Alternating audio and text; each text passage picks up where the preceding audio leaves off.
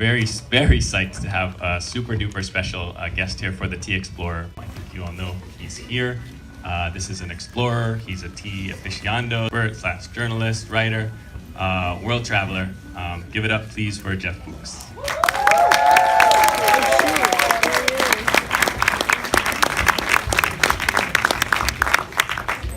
Thanks for joining.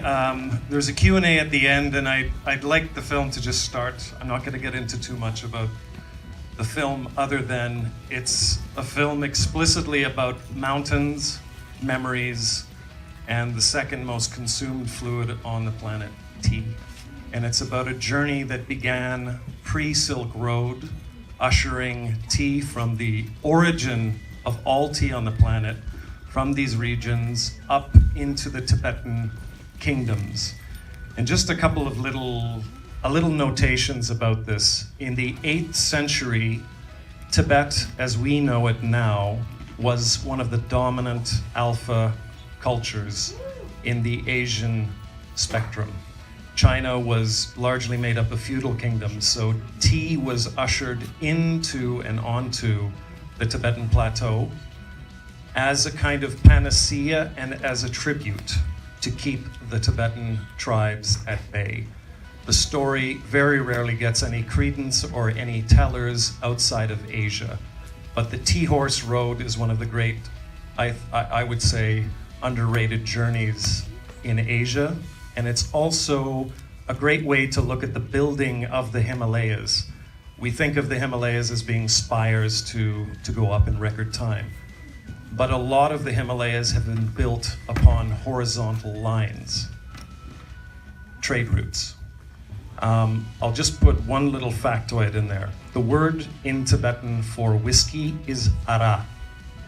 Arak is the word for whiskey in almost all of the Middle East, in Sri Lanka, in parts of India. How did it become? Nothing's been written about this. Trade routes. The second and sort of the final little introduction piece is, this is also a film about that gorgeous, underrated way of communicating, the oral narrative.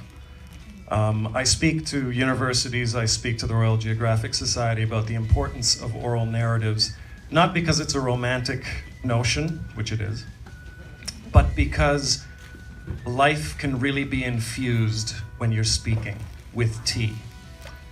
Tea and mountains are part of that great part of the globe that slow things down. They are Mother Nature's great editors. And conversations go great over tea. They force you to slow down. And some of the characters in this film have passed away since we filmed. And this film is absolutely dedicated to their memories. I leave it there. Thanks for joining. One of the great struggles that filmmakers, and I'm not one, have is not to get sucked in by making something big and wishy-washy, and sticking to maybe some of the slow points of the film and the story, which is essentially about tea and these wonderful old characters, and of course the mountains. So I will answer any questions that are politely asked. Yes, definitely the first white guy in a lot of the places. And the best introductions are back to that element we've talked about, time. You need to take time to visit, you need to go through locals, and you cannot be that obtrusive, arrogant person from another country. You have to listen, and then you have to go back and back again.